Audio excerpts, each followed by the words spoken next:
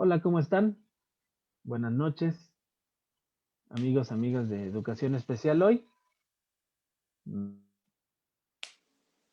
Noche de 29 de septiembre, aquí con una actividad más que tenemos con un invitado que sí que ustedes ya conocen, el doctor Yadear Julián Márquez. Él es pedagogo, personalista, humanista y además del grupo TEIDE, que lo encabeza. Y de alguna manera, bueno, pues teníamos la intención, lo invitamos a charlar sobre esta primera sesión ordinaria de Consejo Técnico, que seguramente para muchos representa un gran reto, ¿no? Para este retorno, estas primeras aproximaciones y sobre todo, bueno, para mí algo que también representa otro reto, pues el poder vincular todo lo que se está haciendo con el programa escolar de mejora continua, que también es otra de las situaciones que por aquí, pues nos comparte. Doctor, muy buenas noches. ¿Cómo Pues están? vamos Buenas a... noches. ¿Cómo estamos? Ojalá que esta charla sea de ayuda más que de obstáculos, que dé luz a aquellos que van a tener sus consejos técnicos el viernes o el lunes, pero todos tienen que haber tenido su consejo técnico a más tardar este viernes. Muchos empiezan mañana, otros el viernes, otros el lunes, otros, pero lo tienen que ver todos. Sí, y es una guía, ¿no? Nacional que también se viene, aun cuando cada estado también va determinando algunas directrices, ¿no? Específicas, pues eso también representa en esta intención que tenemos del día de hoy, pues poder aproximar, ¿no? En cuanto a lo que sí se puede hacer, un análisis de lo que también sería un poco inalcanzable en función de algunas situaciones que hoy vamos a ir compartiendo con ustedes. Y pues bueno, esa es parte de lo que se pretende. Pues vamos a esperar unos minutitos, doctor, para poder arrancar Sí, así bien, a esperar a que más ojitos se vayan sumando. Ya tenemos por aquí 31 que están integrándose. Esperemos que haya convocatoria también. Nos vamos teniendo. Buenas noches a los que se van acercando y ayúdenos a compartir, ¿no? Con sus grupos, con otros colegas para que esto pues también llegue a más personas, que eso es lo que siempre también hemos tratado de hacer para que pues haya más difusión. Y bueno, pues ahorita vamos a ir centrando esta tarea. Denme un minutito también para compartir, mientras también el doctor comparte en sí. sus grupos y Ujú. ahorita retomamos esto. Pues vamos a compartir, por favor.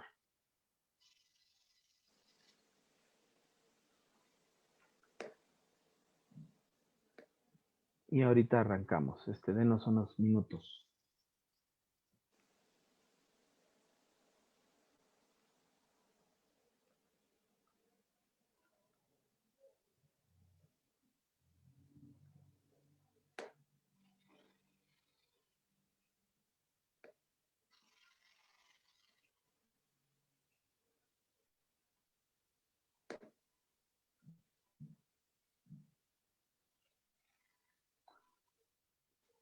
Quiero ir comentando que el doctor el día viernes tuvo una participación en un programa también de las redes sociales que se llama Charlas de Café.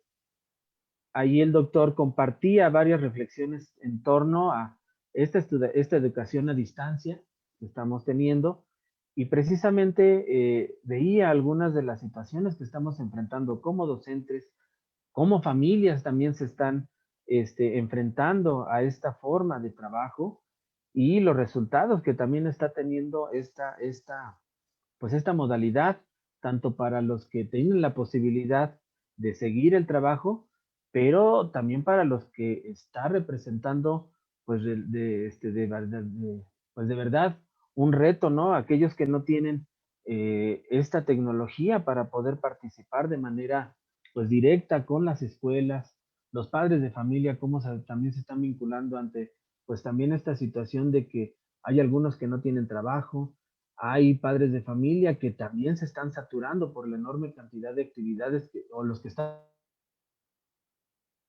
trabajando de irse para apoyar a sus hijos, o los que no lo están teniendo, o los que están teniendo que dejar solos también a sus pequeños, ¿no? Por ir a rescatar, pues, esa sagrada pues, situación de alimento, ¿no? Que necesita su familia. Y en torno a eso, bueno, pues platicábamos con el doctor en esta posibilidad de charlar sobre la guía que también ya se encuentra y en ese sentido, pues también poder hacer algunas reflexiones y algo que que podamos aportar para los consejos técnicos, ¿verdad, doctor? Eso es lo que estuvimos charlando. ¿Qué Sí, opina de esto? es es un momento de charlar la guía técnica y más bien reflexionar lo alcanzable y lo no alcanzable y dar algunas ideas al público que nos ve y si son directivos o maestros de la realidad, qué se puede hacer y qué no se puede hacer y ubicar la educación a distancia donde tiene que ser ubicada para poder así en nuestros consejos técnicos escolares tener una mejor planeación real, ¿sí? No tan administrativa. Y también analizar, también si nos ven algunos supervisores, también ver que no es un trabajo administrativo, porque esta se puede ver como un trabajo administrativo que hay que cumplir como producto, como planeación didáctica, como está establecida ahí. Sí, vamos a ver lo que se alcance y lo que no se alcance, a ver qué ideas prácticas en este primer consejo técnico escolar. Sí, doctor, a mí me gustaría iniciar, viene la guía de consejo con una presentación donde aborda, me parece que dos puntos, ¿no? Donde se sustenta este trabajo, ¿no? Que es técnico pedagógico y que, bueno, pues tiene que ver con lo que está solicitando la autoridad en función, pues también de que ya se han hecho andar el sistema educativo, ¿no? Con relación a esta forma de trabajo, pero nos hablan, pues en primera de las adaptaciones, ¿no? Que estamos teniendo como escuela, como familias y como alumnos, ¿no? A esta modalidad. Y el otro punto es el garantizar este derecho a la educación que se convierte también, para mí también en una situación compleja por la pandemia, y el otro lado, pues garantizar una educación también a los alumnos, que me parece que ahí es donde también está esta premisa de trabajo, ¿no, doctor? Ahí quisiera empezar con estos dos puntos. ¿Qué opina usted de ello, Sí, doctor? todo ejemplo en la ley está muy clara, que es el derecho a la educación. Es decir, hablar de derecho a la educación suena en la ley muy sencilla, pero ¿cómo los estados, cómo el gobierno acceden o le dan el derecho a la educación? Sí, es decir, poner la televisión, pues sí, está interesante poner una televisión para que el alumno tenga derecho a la educación, pero ¿quién le paga la luz al alumno? ¿Quién le paga su Sky, su Dish? Porque en lugares lejanos no hay televisión abierta. ¿Quién le dice a Telcel o a las grandes compañías que tengan bajos costos para sus megabytes, que vendan los teléfonos más baratos? ¿Quién le dice también a las compañías grandes que hay maestros que tienen que cambiar sus computadoras, que no tienen computadoras? Hay maestros que se van a los cafés internet para pagar, para poder hacer ese derecho a la educación. Entonces, sí, el derecho a la educación suena muy bien como ley, pero a veces para que esa ley platique o dialogue con la realidad, hay muchas cosas de verdad que es imposible alcanzar a ese derecho a la educación. Sí, las leyes están muy bien estructuradas, lo que pasa es cómo lo vamos a hacer. Sí, falta todavía esa parte, sí, en cuanto al derecho a la educación. Y Y es uno del ustedes, gobierno pues agarra. Es decir, como derecho a la educación, pues obviamente pues establece un Aprende en Casa 2, ¿sí? A través de una red de televisoras, de radio y de cuadernillos para poder dar ese derecho a la educación. Sí, pero ¿quién hace la intervención? ¿Cómo logramos los aprendizajes? ¿Cómo logramos aterrizar ese derecho que el niño aprenda? Porque una cosa es el derecho a la educación y una cosa es cómo logramos que el niño aprenda dentro de su derecho a la educación. Sí, ahí está el dilema, como dicen. y otro punto, doctor, que a mí me ha gustado que usted tornado en situación de analogía, ¿no? Lo que representa este momento histórico de pandemia, pero que también usted ha hecho esta reflexión con base en las analogías a una guerra, ¿no? Por las implicaciones que tiene, ¿no? No en el sentido de lo que implica la guerra, pero también la pandemia en cuanto a pérdidas humanas que se han estado dando, y pues esta situación ahora de refugio en casa, ¿no? Que también tiene. Ahí también, doctor, para poder arrancar con este análisis de los tres puntos Sí, nodales de la guía, esta situación que usted hace en torno a esta analogía que nos puede también compartir, doctor. de hecho, hay un autor que muchos a lo mejor lo han escuchado y lo han leído, que es la teoría de Malthus. En tiempos anteriores preocupaba la que creciera la población demográfica mucho y que no alcanzara ingreso per cápita ni comida para mantener la población. Entonces, Malthus propone que hay tres cosas que pueden bajar el crecimiento poblacional, ¿sí? Y que puede beneficiar hasta el mundo, pero que puede frenar todo. Él decía que la guerra, ¿sí?, puede provocar un freno al desarrollo poblacional, la pandemia y las hambrunas. Todo esto que dice Malthus se está aplicando ahorita a los crecimientos educativos, económicos. Ahorita, lo que ahorita está pasando es un freno al desarrollo o al crecimiento educativo. ¿Por qué? Porque hay freno en cualquier ámbito, en los 5 sistemas, si hay guerra, si hay pandemia o hay hambruna. Y ahorita estamos en una pandemia. ¿Eso qué significa? Que no estamos en una normalidad, ¿sí?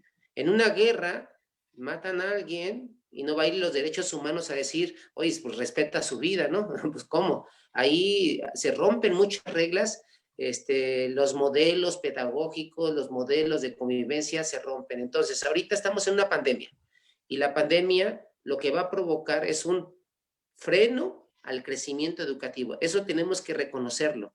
No lo vamos a... Ahora, una cosa es un freno y una cosa es un alto, ¿sí? Lo que está haciendo el gobierno no es parar la educación, sino reconocer que es un freno y ver la mejor manera para que no deje tanto hueco. Pero desafortunadamente en una guerra, en una pandemia, en una hambruna, los que terminan acabados, desprotegidos o sin vida, son los más vulnerables, son los más vulnerables.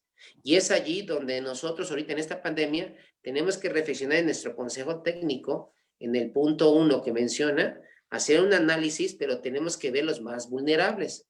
A eso va. Es decir, la pandemia está atacando a los más vulnerables. Porque los que tienen computadora, los que tienen todo bien hecho, no podemos trabajar mejor, pero ahorita va a los más vulnerables. A eso va la teoría de Malthus, es decir, estamos en una pandemia y en una pandemia no se pueden hacer los protocolos, no se puede planear como en el salón de clases, no se puede educar como en el salón de clases. Hay varias intervenciones diferentes para poder lograr un crecimiento educativo, pero sí va a dejar atrasos, profe, va a dejar muchos atrasos. Sí, Que eso eso. tenemos que ver qué dejó la pandemia. Es cuando termina una guerra. Cuando se acaba la guerra, viene la reconstrucción. Va a pasar lo mismo, profe. Cuando terminemos, vamos a ver qué dejó la pandemia para empezar a reconstruir el crecimiento educativo. Sí. Y efectivamente, desde ese punto creo que ya podemos comenzar a analizar esta primera parte, porque precisamente tiene que ver con este análisis, ¿no, doctor? Donde pues podamos reconocer cómo nos fue en este retorno a clases, porque creo que no sabemos si estamos a la mitad, si estamos a 3/4, o sea, eso también me parece que esa incertidumbre tiene que ser un motivo de reflexión, pero ahorita en estas, pues ya 4 semanas que llevamos, 4 semanas casi media de clases de este nuevo ciclo escolar, y tomando de marzo a junio, tenemos una posibilidad de analizar, creo que en este primer punto donde decíamos, ¿cuál puede ser lo alcanzable? Creo que entraríamos en esta, ¿no, doctor? Donde el maestro puede hacer un alto para analizar cómo ha sido su función, su participación en esta modalidad de a distancia. No sé si necesariamente tenga que ser en función de su trabajo educativo o su intervención a partir de esta necesidad de modalidad de trabajo. ¿Cómo lo posicionaría usted, doctor, para poderlo irlo? De hecho, lo más importante ahorita de marzo para acá, más que su trabajo, tiene que contar su intervención educativa, cómo él intervino de marzo a la fecha, cómo está interviniendo con ese alumno que se encuentra a distancia. Ejemplo, me llama la atención la guía que la portada principal, está un niño o una niña, ¿sí? Con sus pinturas, está una computadora, no veo la marca, pero es una computadora, una laptop, y tiene abierto en internet Aprende en Casa. ¿Qué me da a entender esta guía primero? ¿Que todos los niños tienen eso? Pues no. Primera reflexión, no todos están como esta niña, ¿sí? No todos tienen ese acceso al internet, a la computadora, a la laptop, y por lo que veo están hasta en un escritorio. Este tipo de niña que presenta la guía técnica es una niña afortunada dentro de esta pandemia, es una niña afortunada.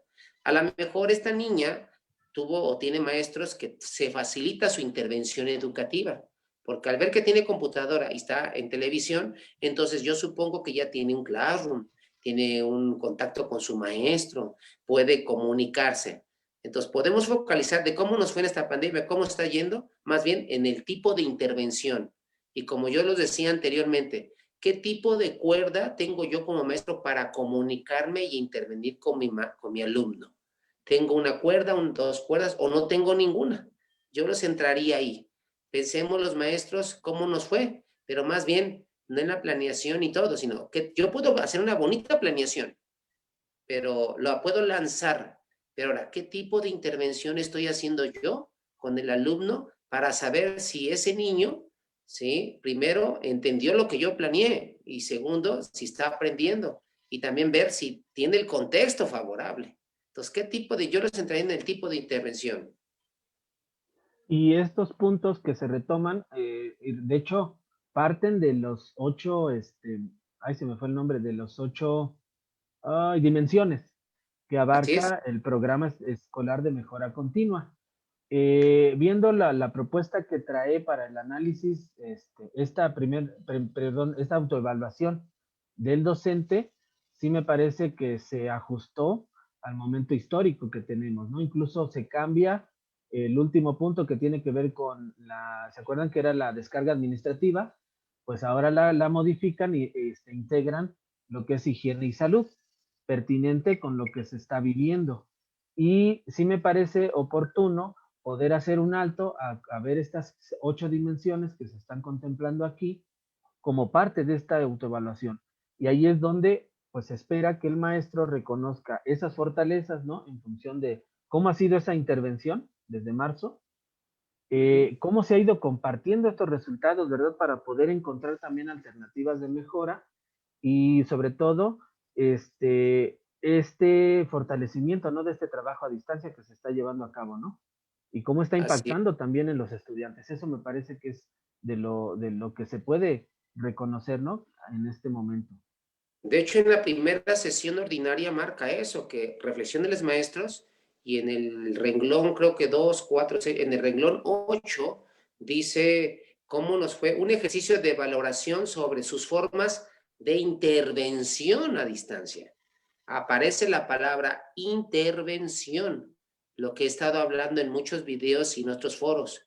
¿Cómo ha sido mi intervención? Y intervención significa es el acto de educar y enseñar en un sistema formal. Se tiene que entender la palabra intervención educativa en un sistema formal, elaborado, sistemático como esto. Y ahí tenemos que reflexionar de verdad cómo estoy interviniendo con todos los niños, no de una forma homogénea, profe, de una forma heterogénea. Y ahí está la dificultad.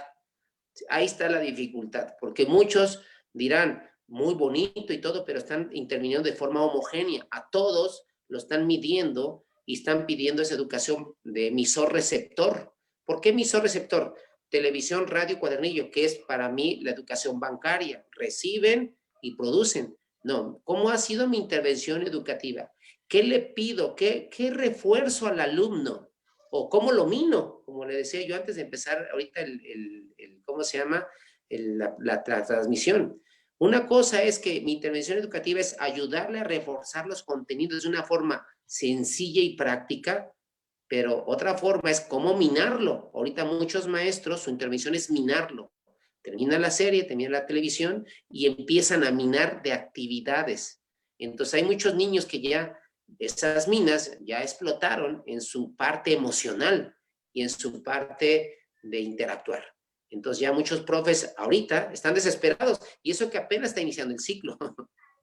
Sí, y otro de los puntos, doctor, con relación a estas situaciones, el reconocer si realmente estoy teniendo ese acercamiento con los alumnos, porque por un lado a lo mejor está la parte de si hay la posibilidad por el entorno, ¿no? que ahí es entendible, entonces se acercan las guías, se acercan los cuadernillos, pero también creo que cuando tenemos la posibilidad y entonces no lo hacemos, ese vínculo también con el alumno se está, pues se está perdiendo. Y ahí es donde pues también cómo poder tener tan solo uno de los puntos que habla de la práctica docente y a los educandos. ¿Quién la da y cómo se da? Si no hay ese acercamiento, entonces me parece que eso puede ser un motor también de esa situación. Aquí, doctor, en algunas de las escuelas que me toca acompañar, híjole, se fue la señal con el doctor, tenemos ahorita se conecte. Decíamos que en algunas reuniones que se han tenido con las escuelas, pues ahí existe ahorita nada más el apoyo, nada más de Aprende en Casa y el maestro pues sigue dando algunas actividades para que el niño las realice, pero pues está, en este caso yo no sé qué tanto sea. Sí, maestro, se fue la señal, doctor, se fue la Dice, no, señal. disculpe. No se preocupe, doctor, pero ya está aquí. Sí, doctor, Fíjese, complementaba. Ajá. esto de que acaba de pasarme a mí, que se fue la sesión, es uno que tienen que analizar dentro del Consejo Técnico. Si de verdad su población tiene las herramientas digitales y los recursos digitales también, porque muchos que están trabajando en Classroom se les está cayendo el Classroom y no hay conciencia emocional de los maestros porque les están exigiendo y aparte, hasta calificando la conectividad. Entonces, sí, en esa parte de ver cómo nos fue, sí tienen que poner mucho sus barbas y nosotros a analizar qué estamos haciendo en esta intervención educativa.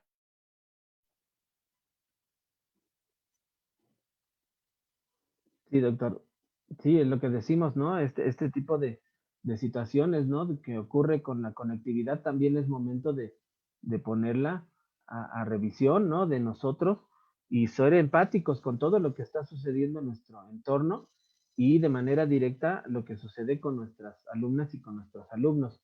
Entonces, creo que esta primera parte sí es algo de lo que puede ser muy productivo para poder reconocer qué fortalezas como docente estoy teniendo en esta intervención o en este acercamiento con los alumnos y también identificar pues esas áreas de mejora, ¿no? En función de si estoy teniendo ese acercamiento con los alumnos, si estoy organizando algunas actividades específicas que retroalimenten este trabajo a distancia que se está haciendo y considerar si otro punto es también que se está considerando no el aprende en casa, porque también hay quienes no lo están retomando y están haciendo actividades y aquí no es la intención de juzgar si lo retoman o no el aprende en casa, sino es cómo se está haciendo la intervención y eso como primer punto creo que va a ser muy importante, ¿verdad, doctor? Que se logre identificar esos fortalezas y esas áreas de oportunidad, ¿no? Sí, de hecho, en la guía, para mí la guía marca en 3 puntos. Primero, reflexionar. Segundo, que me llama la atención mucho, que es planifiquemos las actividades para el aprendizaje de nuestra salud, ya entrar a la parte de planeación. ¿Sí? Planeación. Ojo, la palabra planeación a muchos maestros les llama la atención y hasta se asustan. ¿Por qué? Porque hay supervisores que piden un tipo de planeación de corte sistemático, ¿sí? Y tenemos que pensar cómo va a ser la planeación de corte a distancia, ¿sí? Y esa es la gran diferencia. ¿Cómo se planea para distancia y cómo se planea cuando estoy en clase? Y es allí el peligro donde a lo mejor tienen que analizar muchos directores y supervisores cómo van a trabajar eso, porque va a ser una carga administrativa.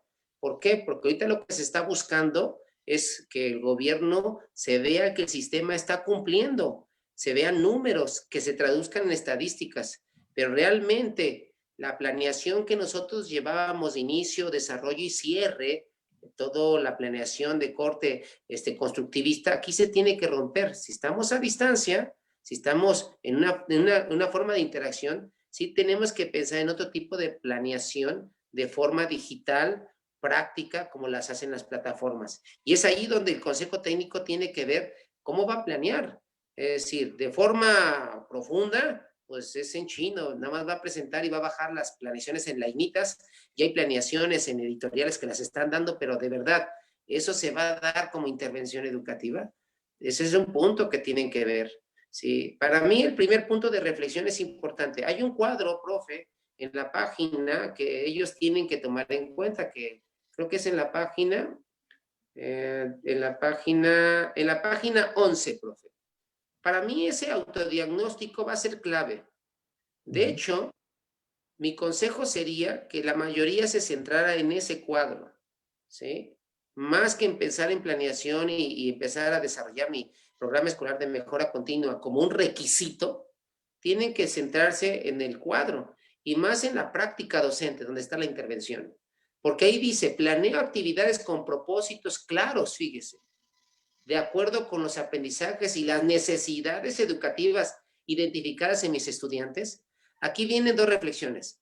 De verdad, en este regreso a clases, ¿los maestros conocen las barreras en los contextos familiares o no las conocen? Y eso es algo peligroso, porque muchos a lo mejor no conocemos que el niño, el papá no tiene trabajo, que no tiene que comer, que no tiene que internet, no tiene televisión, su papá no tiene saldo. Bueno, planeo con base al conocimiento de las barreras del contexto escolar. Y ese es un punto que tienen que analizar. De verdad, maestros, ¿conocen sus contextos? ¿Conocen que el niño está solo y no está el papá y no la mamá? ¿Conocen que el niño está con una papá y mamá que no sabe leer y escribir? ¿Conocen la característica que tiene un niño a lo mejor con déficit de atención, con hiperactivismo y con agresividad?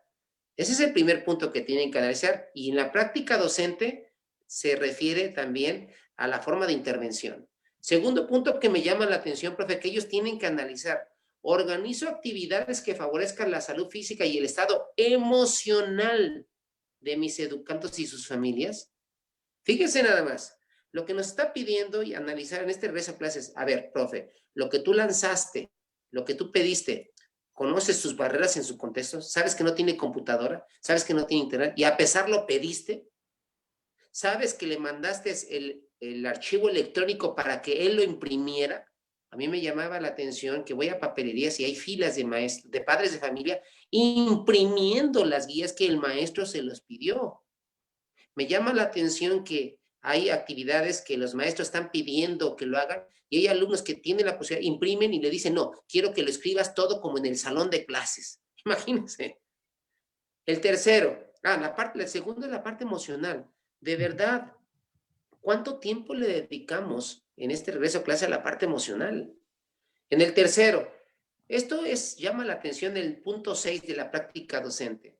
Entrego una retroalimentación puntual, puntual, a mis educandos sobre su desempeño en las actividades de aprende y sus producciones. Aquí mucha gente se está saturando. Los niveles secundaria y prepa están saturando y minando de actividades que no entregan puntual, ¿sí? El desempeño. ¿Y qué es un desempeño? El desempeño se refiere al aprendizaje, no se refiere a que se hizo la actividad o no. Y es ahí donde tenemos que centrarnos. La actividad que yo pensé, de verdad, logró el desempeño para que él aprenda. Vi su parte emocional, conozco su contexto, aguas. Y la última que yo me doy cuenta es la 8. Doy atención y seguimiento a mis alumnos con rezago en sus aprendizajes y los de nuevo ingreso. Ahorita, ¿qué está pasando? Los de preescolar que pasaron a primaria están pidiendo lo mismo para todos. Están sufriendo los profes, los niños de preescolar a primaria. Los que pasaron de secundaria, de primaria a secundaria, Dios me libre, los están tratando como tercero. Los que pasaron de tercero a prepa, esto no están haciendo adecuaciones, están haciendo un corte homogéneo, pensando que emocionalmente un niño ya está capacitado para entender el horario y la clase de primaria. Los maestros piensan que están capacitados los niños que ya entran a 5 maestros que le piden actividades. Y los jóvenes que van a preparatoria. Entonces, ese 8 sí tiene que analizar. Para mí, este consejo técnico, más que ver cómo nos fue, hay otras preguntas. Pero ese es el corazón del consejo técnico que podemos aprovechar para poder hacer de verdad un programa escolar de mejora continua real. Y en este consejo técnico, profe, los maestros no se plantean conocer las barreras que tienen en los contextos familiares, no va a servir de nada. Sí, porque vamos a seguir saturando, vamos a seguir, en otros de los casos, doctor, por ejemplo, hay escuelas donde mandan la tarea, pero nadie retroalimenta, entonces es nada más enviar, enviar, enviar, y el niño ni siquiera ha visto a su maestro. De veras que está sucediendo también esa parte, ¿no? Y eso, pues también entonces, ¿qué le representa al niño? Hablando de lo socioemocional, porque el niño también necesita el vínculo con su maestro, ¿no? Así es. Entonces, en estas sesiones síncronas que van teniendo con los niños, sí me parece que puede ser pertinente a partir de este análisis, pues rescatar otros elementos como lo socioemocional, como los vínculos, para poder entonces generar acciones o actividades precisamente que a partir de su contexto, pues sí se logren algunos aprendizajes y en ese desempeño creo que sí se pueden reconocer, pero como usted dice, es vital que sí se haga esa autovaloración, porque si nada más se llena el documento para cumplir con el requisito, entonces vamos a seguir planificando lo que sea y la intervención como sea, pero pues que también va a terminar exactamente por seguir minando a los alumnos y precisamente lo que menos se pretende es que una, esa deserción invisible siga creciendo y la otra que los papás se alejen de la escuela. Sí. Porque ese es el riesgo que también tenemos, ¿no, doctor? De hecho, aquí hay dos conceptos que hemos manejado siempre. La deserción invisible está creciendo poco a poco. ¿Por qué crece la deserción invisible? Por por la prudencia, no por la capacidad de los maestros, sino por la prudencia de cómo intervenimos, ¿sí? Y cómo estamos minando de actividades al alumno. Y eso está provocando que la emoción sea impactada en el alumno. Cuando la emoción del alumno recae y la emoción de los padres recae, entonces la voluntad y la inteligencia no se activan. Entonces, ahorita ese es un proceso difícil. Ahora, mis respetos, hay maestros que de verdad conocen el contexto de sus familias, si saben qué cuerdas manejar. Hay maestros que nada más con el WhatsApp tienen, no necesitan, es más, hay lugares que no ven la tele, profe, que la Ujú. estrategia es ver la tele, están trabajando con guías, con actividades, con los planes, y la única liga es el WhatsApp. Hay maestros que hacen su WhatsApp y están en contacto directo, pero hay maestros que hicieron sus WhatsApp para minar el WhatsApp, para pedir actividades que en este punto no se revisan. Y es ahí lo difícil. Ahora, ¿qué nos está planteando esta guía? Si la leemos bien, parece ser que no estamos en pandemia. Va a decir, bueno, vean cómo nos fue en regreso a clases. Está en televisión. Ahora entren en una planificación. ¿Qué va a pasar en varios estados? Que van a pedir ya los planes y las planeaciones tal cual cada quincena. Y de verdad, tenemos que pensar en qué tipo de planeación está sugiriendo, porque hay varios tipos de planeación para trabajar de forma virtual. Pero sí, la deserción invisible está vigente y de verdad los maestros en este consejo técnico, de hecho, la sugerencia es que es una guía, es una guía. En la primera página dice, es una sugerencia y guía que no está como a fuerza. Pero es ahí donde muchos maestros la vemos, porque me incluyo, la vemos, cumplimos y bye, se acabó como un requisito. No, Ujú. no, tenemos que ver en esa parte cómo estamos interviniendo. Tenemos que de verdad sentarnos en este consejo técnico en lo esencial, en la práctica y en la intervención, pero también ver cómo están participando, porque dentro de esta guía también está tomando en cuenta a las personas con discapacidad, a las actitudes sobresalientes, cómo están siendo atendidas. Y es allí donde la educación regular, aquellos que tienen USAER y UDEI, están haciendo una educación de corte paralelo. Es decir, lo están dejando a ellos, a nosotros, a los que son educación especial. Y qué bueno, porque en una pandemia, en una guerra, lo que se importa es sacar adelante al muchacho. Pero Ujú. nos están dejando la forma paralela. Pero yo pregunto, ¿qué pasa a las escuelas que no tienen UDEI ni USAER? Están dejando morir y están dejando ir una deserción invisible. Es lo que tiene que hacer y es lo más delicado, ¿sí? Ahora, es triste, profe, pero ahorita hay familias bloqueadas emocionalmente, bloqueadas económicamente, ¿sí? Y bloqueadas, sinceramente, en todos los aspectos, porque ahorita la pandemia ha pegado a familias, ha muerto un familiar, ¿sí? Entonces, ese bloqueo, para desbloquearlo, necesita de intervención educativa. El profe está desesperado. Hay profes que, mis respetos, que están buscando la manera de cómo cruzar el río, ¿sí? Y hay gente y profes que lo cruzan con riesgo. Van a la casa, le llevan el cuadernillo, desde lejos le explican, hemos visto videos. De verdad, la vocación del profe cruza el río, pero hay gente que no cruza el río, hay gente que usa el WhatsApp, hay gente que usa la videollamada, hay gente que pues tiene más cuerdas, tiene Classroom, tiene todo, pero de verdad, hay veces que no hay cuerda alguna, profe. Ahorita Sí. hay niños que están desconectados totalmente. Y por aquí nos escriben y eso me llamó la atención y es algo que quiero comentar. Y en ese análisis también que tengo que analizar como docente, desde qué estoy haciendo en esta intervención, pues también creo que una es la empatía con las familias. Por aquí comentaba, ¿no? Los padres ya están sufriendo el síndrome del quemado, ¿no? Porque también hay familias que no tienen un solo hijo, tienen varios y están en diversos niveles educativos. Y otra es que pues en ese sentido, por atender, pues se descuida siempre alguno. Y hay algunos que están trabajando hasta solos, ¿no? En este sentido. Y eso creo que también es motivo de reflexionar en la escuela, ¿no? Porque Sí, hay familias y las tenemos ubicadas, ¿no? Que hay hasta 3 alumnos y a veces la misma escuela en esta dinámica, algo que comentábamos también antes de entrar, es esta situación de poder, hay una exigencia ya también de la autoridad en cuanto a justificar el trabajo del docente. Y ahí es también eso, híjole, está representando una situación que es complicada atender, ¿no, doctor? Y que sí. repercute en algunos casos en los padres. De hecho, aquí hay que ver la estructura educativa y los liderazgos, qué tipo de liderazgos. Si de verdad los supervisores, los jefes de sector, ¿cómo se llama? Hay otro de las zonas estatales, supervisores, los inspectores, tienen que estar conscientes que estamos en una pandemia.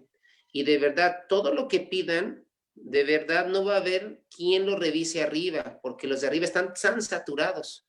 Ahorita los sistemas educativos, los famosos CIES que están registrando, están parados, profe. Ujú. No hay registro así que se esté alimentando. La 911 está parada, profe. ¿Por qué? Porque estamos en una pandemia. Entonces, no pensemos en atiborrar, ¿sí? Y llenar de más al maestro, más de lo que tiene, porque el maestro también tiene un entorno familiar, profe. Y Ujú. hay maestros que también tienen hijos estudiando. Entonces, los mismos maestros estamos viendo ese feedback de que de estar minando al alumno. Como maestros y como compañeros tenemos que pensar, ¿sí? Que ojo, tenemos que hacer una planeación, una intervención tipo sección amarilla, que nos ahorremos tiempo, dinero y esfuerzo, pero que funcione muy bien. Y es ahí el peligro que yo veo con este punto 2, que dice, entremos a la planificación. Muchos supervisores tradicionales todavía del siglo XVIII y XIX, que aún todavía existen, desafortunadamente, que no conocen los contextos, van a pedir de más. De hecho, hay muchos que están pidiendo informes tras informes tras informes y evidencias que no va a caber en 10 y 30 terabytes, ¿sí? Hay todavía gente que está pidiendo hasta imágenes. Imagínense, pudiendo hacer reportes clásicos y sencillos. Obviamente, también habemos maestros o hay maestros que están esperando todavía, están en oración, es decir, que no se han conectado con su alumno. Hay de Ujú. todo en la viña del Señor también. Entonces, aquí veo el peligro que sí tiene que ver que esta guía se vaya a clavar en el segundo punto, en la planificación, y que empiecen a pedir planeaciones de corte de educación formal, profe, como si estuvieran en la escuela. Si las van a pedir, que piensen que las planeaciones tienen que ser de corte, ¿sí? De forma a distancia. Hay un modelo de las 5 T's que hemos propuesto. Es decir, ¿cómo se planea de forma a distancia? fácilmente tener claro qué voy a enseñar, el propósito o el aprendizaje esperado, sencillo. Pero si se da cuenta, la guía dice en uno de los puntos, priorizar contenidos. En la guía, al principio, se tiene que revisar que prioricen contenidos. No es que den todo lo que venga. En la guía están diciendo que analicen y prioricen contenidos. Entonces, si yo priorizo un contenido, entonces tengo claro mi propósito, tengo que marcar mi tiempo, tengo que marcar cómo van a trabajar los alumnos, no cómo se los van a minar, cómo van a trabajar, cómo va a ser mi trato personal, mi feedback, cómo va a ser mi comunicación y cómo voy a lograr la transformación del aprendizaje. Si yo planeo con una carta descriptiva sencilla de forma de tecnología educativa, cambia. Entonces, aquí es el peligro, que van a empezar a focalizar las planeaciones de corte sistemático, ¿sí? Inicio, desarrollo y cierre, y llevarlas a cabo. Y eso va a ser muy, muy, muy peligroso, ¿sí? Muy peligroso. Y desafortunadamente habrá jefes de sector o supervisores que van a dar la orden, profe. Entonces, vamos a caer otra vez en una simulación educativa. Hacemos una cosa administrativa para cumplir, pero estamos haciendo otra cosa en el trabajo. Sí, y aquí, por ejemplo, estoy viendo los comentarios, doctor, también porque aquí también dicen que a los padres exigen también esta parte de que haya esa intervención a distancia con los alumnos, ¿no? Porque bueno, si ya han visto que se han distanciado, pues también esto lo exigen. Y eso representa también otra situación, ¿no? O sea, yo creo que hay una multitud de cosas, ¿verdad? De cosas que están ocurriendo, pero que creo que aquí lo que dice el doctor es primordial. Primero, analizar con qué tenemos, ¿verdad? Con qué contamos y que esa intervención a través de una planificación más concreta, sobre todo, y además también hasta con el uso de los tiempos, doctor, esto que usted también ha dicho, ¿no? O sea, no puede ser ya un tiempo también muy largo, porque de por sí van a estar de 2 a 3 horas los que están viendo la televisión y luego, además, tienen que tener el contacto con el maestro, pues también tienen que ser espacios muy concretos donde podamos ver esos desempeños que usted ha dicho de manera también más concreta, ¿no? Con donde podamos ver, dar un seguimiento, a lo mejor muy preciso y muy sencillo de esos aprendizajes, doctor, ¿no? Que también eso es lo que tenemos. Sí, tienen que ver los aprendizajes que ellos tienen que priorizar, profe. Ahorita cumplir la malla curricular como lo planteaba antes de la pandemia, no se puede hacer porque, repito, estamos en una pandemia. Entonces sí tenemos que ver, ojo, otra cosa, reconocer que los padres de familia, ¿sí? No son docentes, son padres. Están dentro de una educación informal, ¿sí? Y nosotros como maestros y ellos estamos en una educación formal. Entonces, aquí la educación formal, no formal, informal, se está cruzando, no hay frontera. Y es allí donde nos perdemos. Hay maestros o habemos maestros que están pidiendo de más, pensando que el maestro es su responsabilidad como su padre, porque es su padre. No, no, no, no. El rol del padre tiene una función en una educación no formal en la familia, de valores, pero no es maestro. Y es ahí donde tenemos que pensar los profes cómo hacer la intervención o cómo lanzar la actividad, ¿sí? Para una semana o cómo lanzar esa motivación de aprendizaje para que el niño logre. Ahorita nos movió muchas cosas. Fíjese, ahorita se movió, nos adelantaron 5 años o 10 años. Está la generación X, la Y, X, Y y Z y la Touch. Sabemos que los chavos se manejan smartphone. Todos dicen, es que pueden manejar un smartphone. Pero una cosa es tener la sociedad de la información y otra cosa es tener la sociedad del conocimiento y otra cosa es tener la economía del conocimiento. Ahorita nos adelantó una generación, profe, que ojalá lo entiendan los maestros, que es la generación LECD-MR, ¿sí? Se llama la generación de la lectoescritura, conocimiento digital del mundo red. No estamos preparados, pero nos metió en esa generación. Ahora el niño tiene que hacer la lectoescritura, conocimiento digital electrónico del mundo red. Tiene que irse a la sociedad del conocimiento. Y es difícil, profe. ¿Quién interactúa? Ahora, ¿qué barreras hay para la intervención, profe? Que tienen que pensar los profes en este consejo técnico. Las barreras que hay en el contexto familiar, ahorita no podemos hablar de barreras en el aula porque no están en el aula. Ahorita tenemos que hablar cuáles son las barreras para el aprendizaje y la participación en la formación a distancia. La primera barrera es la alfabetización digital, tanto de padres y de alumnos. Se están dando cursos de Claro, sí, pero hay una alfabetización digital. Es la primera barrera. La segunda barrera, hay una barrera 100% económica. Hay escuelas particulares que le están pidiendo que se pongan el uniforme, que estén a tales horas, casi un horario escolar. Aguas, porque están afectando la emoción. Entonces hay una barrera económica. Y otra barrera, hay una barrera de comunicación, de interacción del maestro docente. Esa es la peor barrera, porque yo puedo lanzar, pero no interactúo. Y es ahí la dificultad. Ahora, los afortunados, profes, los niños afortunados, no hay ni un problema, está la interacción. Hay chavos que tienen padres ricos, hay chavos que tienen computadoras, 3, hasta Apple de las más caras, hay chavos que tienen su escritorio, hay chavos que hasta tienen un tutor. ¡Qué bueno! Ahí el maestro puede interactuar rápido. Un Classroom, pero a veces, a pesar de que tiene eso, se saturan. No, puede interactuar con un Classroom, con un WhatsApp. Pero ¿qué pasa la brecha, profe? Entre más va pasando, hay jóvenes y niños que no tienen eso. Entonces, yo veo 3 barreras. La alfabetización digital, la cuestión económica y la interacción del maestro. Pero aguas, hay que voltear la moneda. Hay otra barrera también que está pegando, la emoción del que enseña, del maestro, nosotros. ¿Sí? Sí, la desesperación. Nosotros los maestros nos estamos desesperando porque no vemos las maneras de cómo interactuar. ¿Por qué? Porque habemos niños o hay niños que no los encontramos, profe. Queremos, pero no podemos. Pero estamos en una pandemia. Pero sí tenemos que ver, analizar en este consejo técnico esas realidades. Y más que llegar a planear y a decir, entréguenme todas las planeaciones, tenemos que ver primero cómo voy a interactuar, con qué canal, con qué cuerda y con qué cuenta de la otra persona.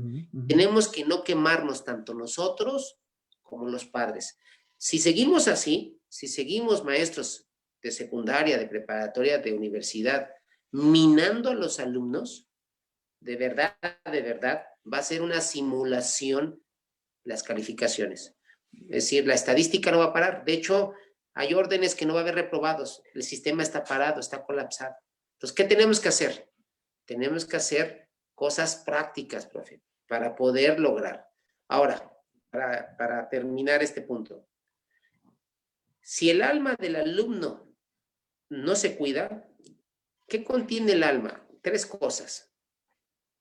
La emoción, la voluntad y la inteligencia. Si no se cuida esas 3 en la intervención y en la planeación del maestro, entonces va a afectar su cuerpo. ¿Sí? ¿Qué va a afectar su cuerpo? El estrés, la enfermedad. Y hay muchos niños que ya están cansados, ya están enfermos y hay padres estresados, que es el famoso burnout, ya el quemado. ¿Sí? Sí, doctor, y aquí en función de los papás, yo creo que también es una oportunidad de que la escuela pueda identificar cuál es la función del padre en este tiempo, ¿no? Esto que usted decía.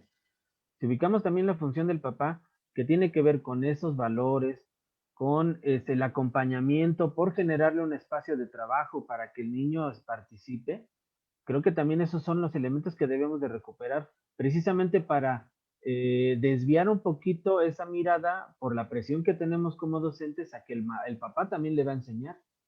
Porque si no nos metemos en ese terreno donde usted dice, doctor, porque el papá es el que tiene que estar buscando, incluso hay papás que hasta para evitar esa pelea hasta con el niño, prefieren hacerle la tarea, doctor. O sea, terminan haciéndole la tarea para no batallar y entonces ya no es un trabajo del alumno, se convierte en un trabajo del papá. Y yo creo que es el momento preciso para poder, uno, analizar como maestro qué tenemos que ir haciendo con estos nuevos retos y el otro, también tener claro el papel del padre de familia en esta situación para no llegar a todo lo que usted nos ha hecho referencia, ¿no? Y Y entonces es, podemos entrar al tercer punto, doctor. Ajá, adelante, perdón. y es allí donde tenemos que analizar como lo marca la guía. De hecho, lo más rescatable de esta guía hay 2 puntos. Los puntos del cuestionario centrado en la práctica docente, el que yo leí, y el otro punto donde se rescatan los alumnos más rezagados. Ese cuadro, de ver quiénes se quedó atrás. De verdad, si queremos hacer un buen trabajo, tenemos que llegar a rescatar los más rezagados para buscar el cómo, ¿sí? Y si buscamos el cómo, ya sea llevarle el cuadernillo, tratar de cruzar el río, el cómo, entonces estamos logrando hacer un programa escolar de mejora continua. Yo dejaría hasta el tercero clavarse en la planeación didáctica, la verdad. Aquí menciona, ve el canal, ve la barra de canales a nivel nacional. Moctezuma dice que ha habido muchas vistas, sí, pero una cosa es verlo y ¿cómo se llama? El que mide el rating lo mide nada más con una entrada. Y una cosa es el alumno aguantó todas sus clases. Entonces, hay partes de la República Mexicana que no están tomando en cuenta el aprende en casa. Entonces, sí, yo compraría 2 puntos. El cuadro de los rezagados, que de verdad en este consejo técnico se pongan a pensar quiénes están quedando atrás. ¿Y por qué? ¿Por qué barreras? Económicas, digitales, ¿cuáles son las barreras? Que de verdad detecten las barreras para que de verdad busquen el cómo, ¿sí? Y también ver que no minen. Aquí lo que yo les aconsejo es que se pongan a pensar los profes si están minando a los alumnos. ¿Por qué? Porque los alumnos, o pueden preguntarle a cualquier alumno, oye, ¿estás contento o no? Tengo 10 tareas, 10 actividades. Tienen que planear de plano qué día pide una actividad tal maestro, tal maestro. No hay planeación. Ejemplo, los maestros de educación en secundaria, no todos, están pidiendo a la vez todo.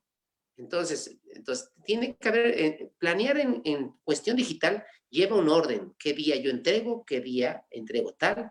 Pero cuestiones prácticas. Los que han tenido experiencia en estudiar una licenciatura, una preparatoria en línea, es muy diferente y hay actividades claras y precisas. Sí. Sí, no estamos en una educación de este tipo en estos momentos, que ese es otro punto que también tenemos que reflexionar. Creo que la incertidumbre que tuvimos llevó a que desde las iniciativas a nivel como en estos webinars que muchos se estuvieron trabajando, en esas aulas invertidas, que hubo webinars para trabajar los ABP, ¿no? Todo el aprendizaje basado en proyectos, me parece que tiene una intención a lo mejor para irnos formando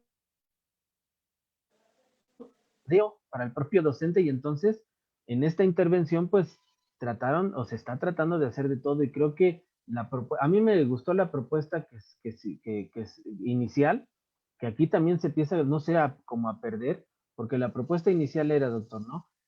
Era el aprendizaje en casa con esta televisión, con esas vicisitudes que había, pero una intervención docente donde era reforzar, retroalimentar y acompañar para ir cubriendo ciertos huecos que fueran quedándose, porque sí me parece que el sistema educativo ahí, en ese acierto que decíamos ahorita, sí tiene focalizado que va a haber un rezago, que ya está, pero la intención es, como usted lo ha dicho, amortiguar y que haya menos deserción invisible, y donde el maestro trate de recuperar a la mayor cantidad de alumnos, precisamente para que no sea el golpe tan fuerte, pues, ¿no? En ese sentido. Y creo que ese es uno de los aciertos. Pero en todo esa incertidumbre que nos dejó, pues creo que nos van bombardeando de tanta cosa que ahora, Sí. pues ahora, ¿cómo las conjunta el maestro, no? O sea, ¿cómo junta todo eso? Y entonces interviene. Y yo creo que, como usted, es un momento de análisis bien preciso para poder ir direccionando todas estas situaciones, ¿no, doctor? Para que precisamente nos puedan llevar a un programa escolar de mejora continua con situaciones muy concretas a partir de estas realidades, ¿no? Que tenemos. ¿Cómo ve, Sí. doctor? De hecho, el programa escolar de mejora continua tiene que girar en estos 3 puntos. ¿Cómo va a ser mi intervención educativa, pero desde la realidad? ¿Cómo voy a hacer un seguimiento, no una planeación didáctica así como para clase? ¿Cómo va a ser mi planeación para poder ser más claro y preciso, sin minar a los alumnos? Pero también me pide que identifique, hasta con nombre y todo, los más rezagados. Entonces, pero sí nos invita a reflexionar. La guía está fabulosa. así como, como si no hubiera pandemia. Más bien, la guía está como si todos estuvieran viendo la televisión, profe. Ujú, Como que ujú. todos tuvieran los recursos y no tuvieran barreras económicas, barreras emocionales, como si no pasara nada. Pero la realidad es otra, profe. La realidad Ujú. es que ahorita los maestros estamos preocupados y ocupados para buscar la mejor manera. Y aquí hay que llamar al liderazgo de los directores y más bien de los supervisores. La idea principal de Aprende en Casa 2, como usted lo dijo, era reforzar. Ojo, la palabra reforzar significa ayudarle en la parte emocional para que yo pueda, a través de mi interacción, motivarlo para que acceda y aprenda. Esa es la palabra reforzar. ¿Qué se está usando? Se está minando y se está exigiendo más trabajo del refuerzo. ¿Sí? Entonces, los maestros estamos perdiéndonos en eso. Queremos terminar la malla curricular porque es el ciclo escolar. Tenemos que entender que este ciclo escolar, esta pandemia de marzo para acá, sí va a ser un hueco gigante, un rezago educativo, que cuando regresemos tendremos que ver la manera para recuperarlo. Eso sí es un hecho. El que Ujú. diga ahorita que todo va bien y está aprendiendo la malla curricular y que se esté aferrando a los planes y programas, no. Lo que tenemos que pensar es, por grado, por ciclo, cuáles son los aprendizajes claves, profe. Ujú, Y me ujú. refiero a aprendizajes claves porque son aprendizajes que se pueden llevar bastante tiempo para darle de forma intermitente, ¿sí? Tenemos que empezar y priorizar. Ahorita lo que urge es priorizar. Tengo un trimestre, ¿qué priorizo? ¿Qué sigo? ¿Qué doy? ¿Por qué? Porque si yo le exijo al alumno que vea todos los días su canal y que me mande un reporte, y pienso que con eso va a aprender, aguas. Lo que está haciendo es una reproducción bancaria. Yo veo la televisión y reporto, pero ¿qué aprendo? No, tenemos que priorizar los aprendizajes. Tenemos que saber formular la pregunta para que el niño aprenda. Y tenemos que ver también las condiciones del alumno. Hay niños con discapacidad que no están en condiciones de ver la tele porque no están adecuadas. Hay niños con problemas severos de conducta que no están adecuados. Ahora, aquí tengo que priorizo. Aquí, gracias a Dios, el sistema no va a pasar nada. El gobierno le va a preocupar y va a representar estadísticas. ¿Por qué? Porque ahorita nadie se está dando de baja. Todos está Ujú. la norma de aprobar. Sí, pero seamos sinceros. Este consejo técnico número 1, tenemos que ver que poco a poco va a haber códigos verdes. Ejemplo, ahorita hay dos estados con código verde. Pero hay un estado que dijo, aunque sea código verde, yo no voy a regresar a clases. Ujú. ¿Sí? Pero, ¿qué va a pasar cuando ya poco a poco regresemos? Vamos a ver el recuento de los daños, profe. Sí, ¿Sí? sí, Ahorita efectivamente. lo que nos pide esta guía, casi yo la veo en la página 14, 15, es detectar a los más rezagados, profe. ¿Sí? A los más atrasados. ¿Qué está pidiendo ahorita? Que en una guerra, en una pandemia y una hambre, es decir, en la guerra, ¿quién se está muriendo? Y salvarlo, o está herido. En una hambruna, ¿quién le falta pan? Y en una pandemia como ahorita, ¿quién se queda atrás? Se está focalizando en eso. Si nos olvidamos de eso, cuidado.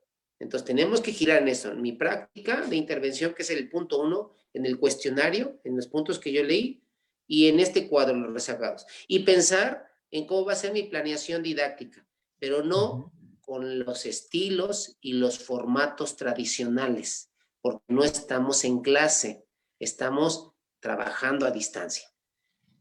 Y otro punto, doctor, que no contemplamos y a mí me parece también relevante, es centrarnos en las habilidades básicas, que también se recuperan en ese primer momento y que son la lectura, la escritura, la parte de lógico matemático y aquí aborda lo socioemocional. Yo creo que también si nos planteamos en esos aprendizajes fundamentales, porque también así se han considerado, y retomando que no se pierdan estas habilidades básicas, creo que eso nos puede ayudar a amortiguar esa situación de los otros contenidos curriculares, que ahí es donde se va a ver esta parte del rezago, pero si mantenemos las habilidades básicas, creo que también eso nos va a permitir que ese golpe no sea tan duro al regresar, Uh -huh. porque entonces a partir de esa lectura, la escritura, las matemáticas, podemos ir incorporando la parte de ese rezago que sí se está dando, pero eso nos va a permitir, creo que, por lo menos amortiguarlo, ¿no? Porque si también descuidamos la lectura, la escritura, esa parte, como habilidad básica, entonces el golpe va a ser más duro, ¿no, doctor? Y Entonces de creo que hecho, lo tenemos que... es- desde la antigüedad sí. de los filósofos marcaban la malla curricular que le llamaban el tridium y el quadridium. Y es interesante. El tridium es que lea, escriba y comprenda. Si yo leo y escribo y comprendo esas tres, tengo garantizado aprender. ¿Me entiende? Y luego aparece el quadridium, que sepamos las operaciones básicas. ¿Qué es las operaciones? Las operaciones básicas son suma, resta, multiplicación y división para poder ya irme a la potencialidad, al álgebra. Pero si cuidamos ahorita, dentro de nuestros contenidos, el tridium y el quadridium, que es leer, escribir y expresar, dentro de las actividades adecuadas, ¿sí? Pidiéndole que lea, que vea y me escriba y lea o que haga cálculos, vamos a lograr mucho, profe. Pero ¿qué está pasando? Nos estamos yendo a otra fase, descuidando las habilidades básicas. Y ahorita tenemos que trabajar en las habilidades básicas con lo que tenga en casa también. Tenemos que adecuar los materiales didácticos con lo que cuente el alumno en casa. Pues cuenta con varios campos semánticos, ¿sí? Cuenta con colores, tipos de combinaciones de ropa, medir mililitros del agua de su depósito, ver los documentos del abuelo, que es mi credencial de lector, que es un acta de nacimiento, que es la historia, ver las reglas de la casa, los valores, es decir, estamos descuidando los campos semánticos de la casa. Tenemos que entender y meter los contenidos, pero a la casa, para que sea más atractivo. Porque si yo doy puro contenido y no lo relaciono con casa, de hecho, estamos mal. De hecho, los primeros consejos técnicos que se habló cuando empezó la pandemia, ¿sí? Un italiano y varios, hasta los vieron los videos, hablaban de eso. De hecho, yo hice un video sobre la importancia de mantener los campos semánticos, pero parece que se ha perdido. Sí, se ha Sí. perdido. Y esos son los conocimientos básicos. Ejemplo, ahorita un joven que sepa que es una credencial de lector, para qué va a votar, que vea qué tipo de documento tiene, qué son unas escrituras, qué documentos tiene el archivo, el padre y la madre para explicación, y eso lo relaciona con los contenidos, qué tipo de trastes hay, cómo se mantiene, qué es la limpieza, a qué horas come, duerme, esos contenidos que se ven en las barras televisivas, poderlas llevar en condiciones prácticas. Ahorita está saliendo mucho Paulo Freire, mucho a nivel internacional, porque es de verdad las cuestiones prácticas. Y es ahí donde nos estamos perdiendo. Sí, doctor, y entonces yo creo que si contextualizamos estos contenidos con eso de que está en casa, creo que ese es lo importante, ¿no? Reconocer con qué cuentan los alumnos, dónde viven, y a partir de lo que tienen en casa, yo creo que podemos diseñar situaciones, como usted lo dijo, para que puedan hablar, para que puedan escribir, para que puedan leer y que puedan hacer con la situación matemática. Creo que ganaríamos muchas cosas, doctor. Mucho. Ejemplo, un niño que no tiene computadora y no tiene televisión, pero el maestro tiene un WhatsApp o tiene un mensaje. Pero el niño vive en la sierra, pero tiene chiva y chivitas o borregos o vacas. Y le está pidiendo un contenido. ¿Qué puede hacer? Contarlas. ¿Qué puede hacer? Muchas cosas con ese campo semántico. Puede escribir, puede describir su contexto de campo. Adecuar un contenido a la realidad es lo más difícil que puede hacer un profe, pero cuando lo logra, de hecho es la clave de eso.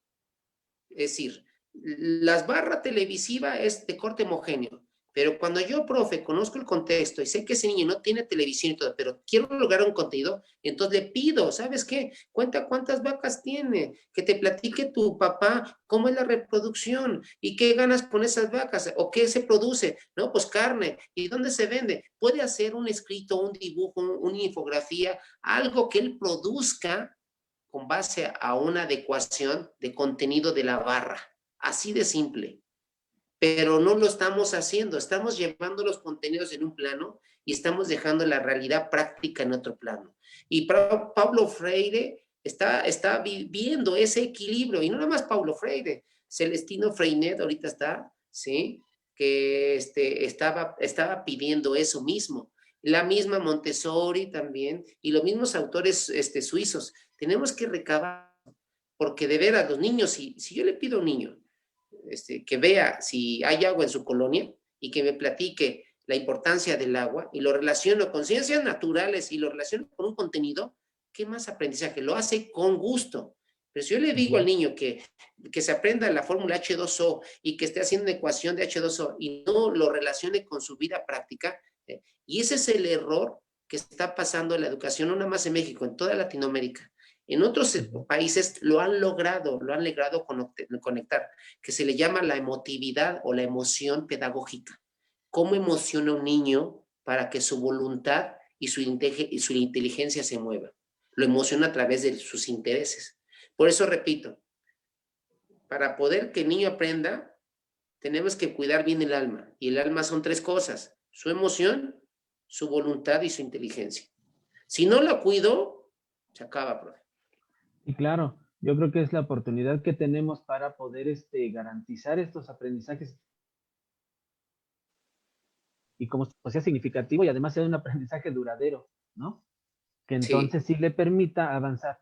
Doctor, como para poder ir cerrando, creo que podemos ahora con estos ejemplos también hablar de la población que nos toca, doctor, ¿no? Esta población, bueno, que nos toca a nosotros, en este caso lo hablo por el doctor, en el caso de la función que tenemos como el trabajar con estos niños que requieren mayor apoyo y que son los niños con discapacidad o con una situación también de vulnerabilidad, ¿cómo los podríamos entonces,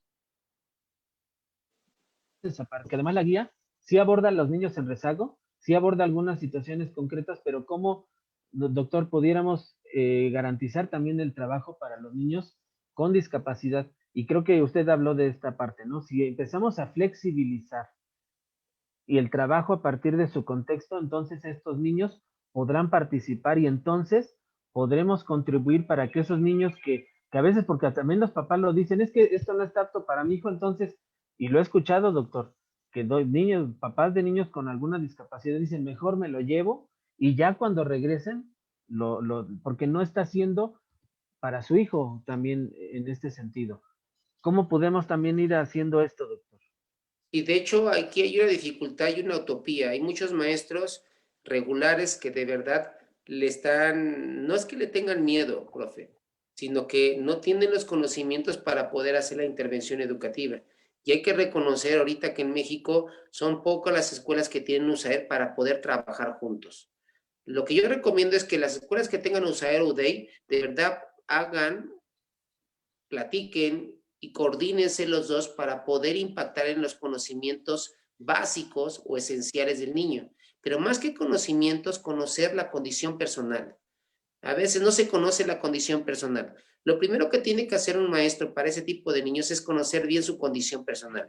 ¿Y qué es la condición personal? Su personalidad, su discapacidad, pero no como déficit, sino parte de su personalidad. Y después conocer su contexto para poder hacer un plan práctico de vida, profe. Aquí no, a veces pensamos en la certificación, en el número, en la calificación, no. Hacer una intervención práctica de vida, ¿sí? Para que aprenda. Ejemplo, las condiciones básicas de mantenerse en una mesa, la limpieza, ¿sí? Hay varias condiciones básicas para una persona con discapacidad severa que puede él seguir aprendiendo, ¿me entiende? Pero aquí los maestros tienen que, más que nada, comprender a los padres de familia, ¿sí? Para coordinarse. Y ahí está lo difícil, profe. Hoy en día hay muchas escuelas de educación especial que quieren hacer evaluaciones psicopedagógicas. ¿Cómo? A estas alturas, no la mueves. Ahorita no No, se y en puede. esas condiciones. Y están citando alumnos y padres así de lejos para evaluarlos. O sea, evaluarlos, no valorarlos, profe. Entonces, desde ahí estamos un poco mal. La recomendación, sinceramente, a los maestros y a las escuelas que tengan niños con discapacidad es de verdad ponerse metas claras y sencillas y ver el contexto de la familia. No los olviden. Pero desafortunadamente, profe, ya a estas fechas ya hay mucha decepción invisible porque muchos fueron olvidados. ¿Y eso qué provocó? Que los padres ya no están en el CAM y ya no están. De hecho, el CAM ya colapsó. Cada vez están saliendo más. Están esperando que regrese el código verde. Entonces, sí tenemos que ver que no es fácil, pero sí se puede trabajar con los padres y con ellos en haciendo actividades prácticas. Pero repito, prácticas que le funcionen a él para su vida, ¿sí? A enseñarles a leer, escribir y todo lo que lleva la barra, hay niños que yo he visto que se están durmiendo, hiperactivos, que no quieren ver la tele. Hay niños con Asperger o hay niños con autismo que gritan ya al ver la televisión. Al principio les llamaba la atención, pero ahorita no. Ahora, ¿qué puedo hacer con él? Hay muchas cosas que antes, no sé si conocían el método PAC, hay muchas cosas de habilidades socioadaptativas que pueden hacer. ¿Sí? El chiste es qué habilidades socioadaptativas puedo yo trabajar con él y qué puedo yo de verdad enseñarle a él para que pueda retener. Todos aprenden, ¿eh?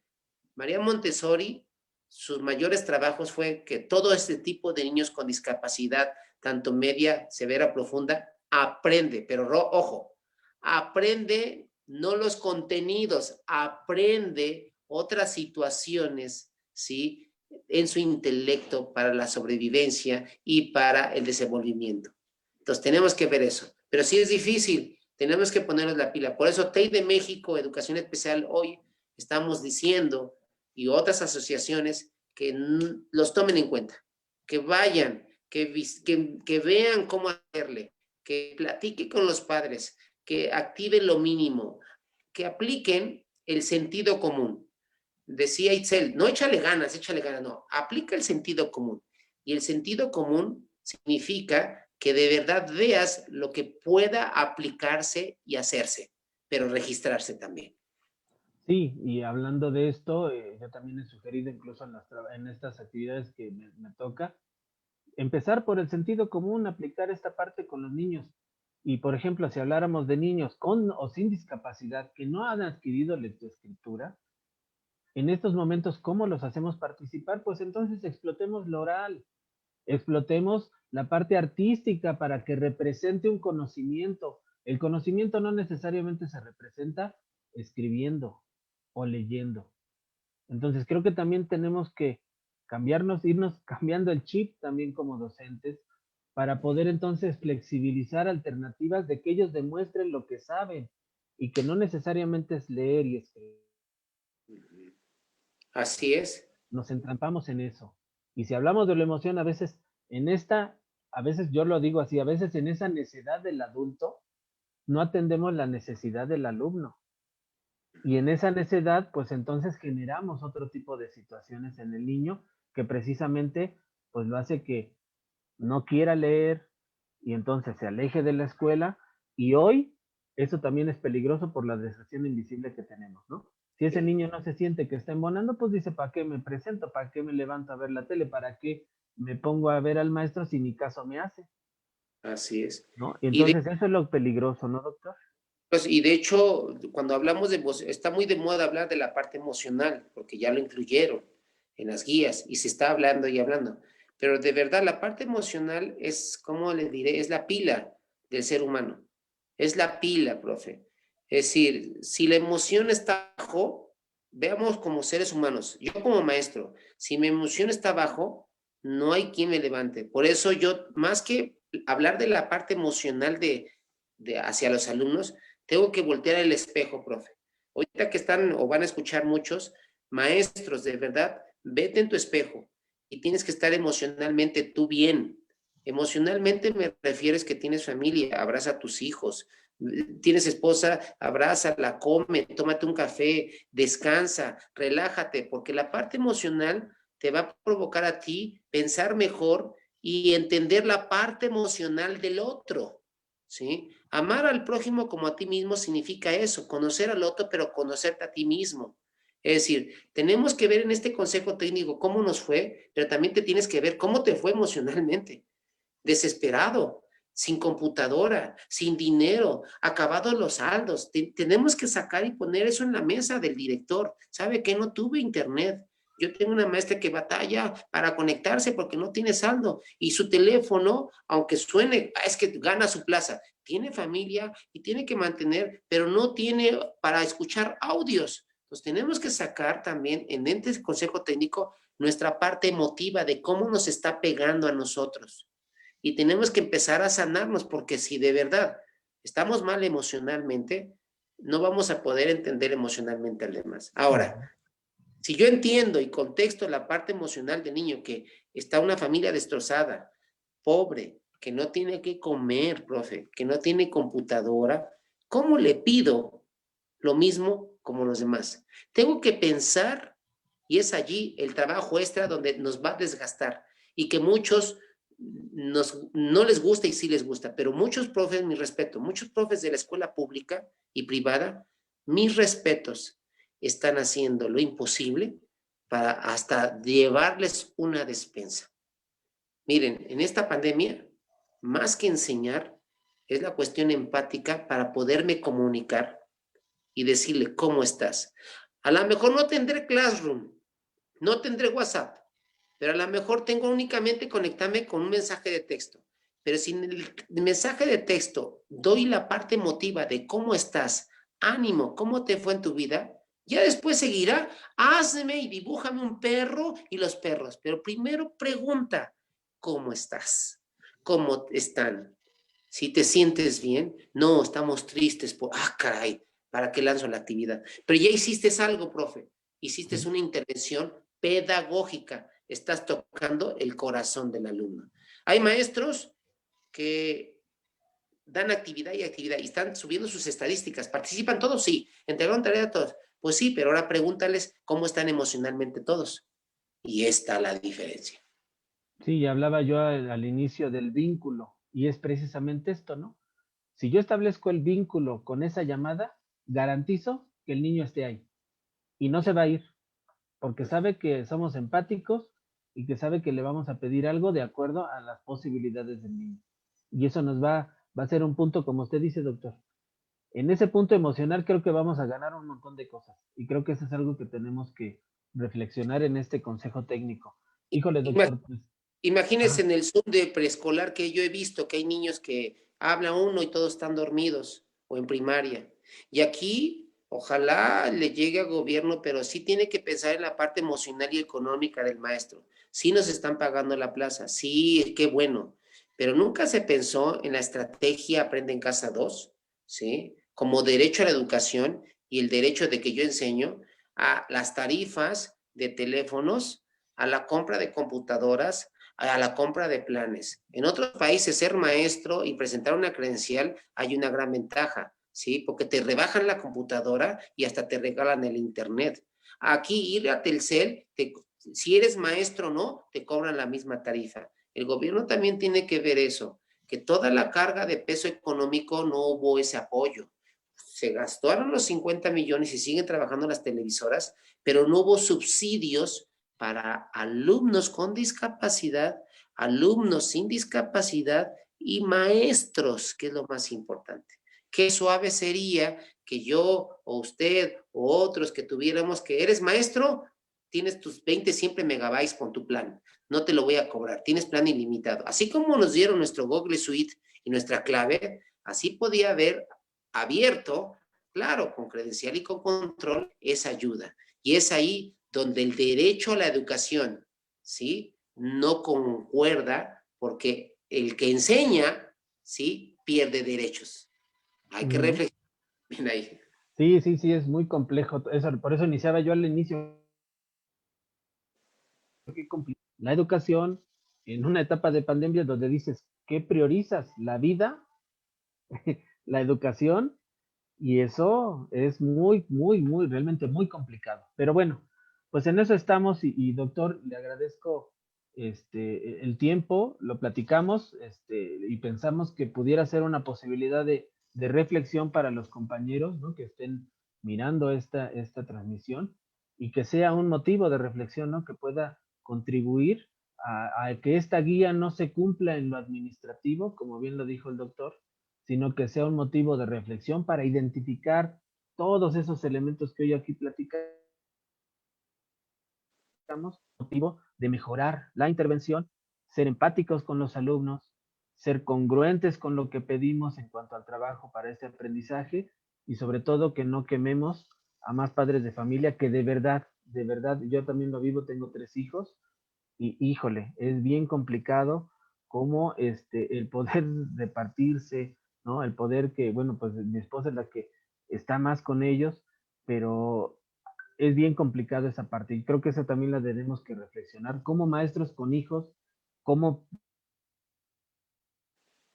padres, como maestros, que también estamos depositando esa confianza en los papás y no quemarlos. Pues no sé, doctor, qué Y, quiera compartir final. y reflexionar más que nada, insistir que ahorita los niveles que están sufriendo más, los niños, niñas que están sufriendo más, cambiaron de nivel. Los que pasaron de preescolar a primaria tienen que revisar cómo está su situación.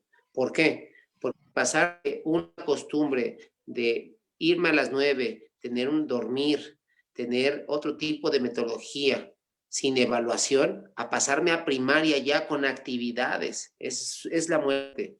Segundo nivel, de los de primaria a secundaria, tener un maestro, ¿sí? A cambiar a 5 o 6 maestros y lanzarle. Es decir, tercer nivel, los que pasaron de secundaria a la preparatoria, tener un estilo diferente y pasar a otro sistema. Y otro, los que están de prepa a la universidad. Esos cambios, estos que pasaron de nivel, no hay una investigación todavía, pero son los que se están quemando ahorita, profe. ¿Por qué? Sí, Porque sí, sí, se sí. acostumbraron al ritmo. Y los que van a tener consejo técnico de preescolar, primaria y secundaria, reflexionen, piensen cómo les está yendo y cómo se han adaptado esos niveles, porque ahorita es el alarma a nivel nacional de esos cambios de niveles, profe. No, y además, doctor, no pensamos, o sea, esto que usted dice de estos 3 años, los que pasaron ahorita de primaria a secundaria y de secundaria a prepa, recordemos que también cómo les fue en el 2017, porque también estuvieron ausentes y vivieron esa transición y los recibió el temblor y los despidió la pandemia de la escuela, los que estuvieron en secundaria y los que estuvieron en prepa. Entonces, creo que sí, es motivo de mucha reflexión. Hay muchas cosas que analizar, doctor, y creo que, bueno, pues que esperemos que en esta primera charla que tuvimos con relación a esta reunión de consejo técnico, pues contribuya, ¿no? A la reflexión y que esperemos pueda aportar para esta sesión. Pues muchas gracias, doctor. Le agradezco su tiempo y pues no sé qué quiera decir como algo final, doctor, para allá. No, pues decirle a los maestros que esta charla no fue una crítica, sino más bien No, fue una charla de reflexión para que como colegas de verdad pensemos en los más vulnerables, pero también pensemos en nosotros mismos. Somos maestros de la escuela pública y también hay maestros de la escuela privada.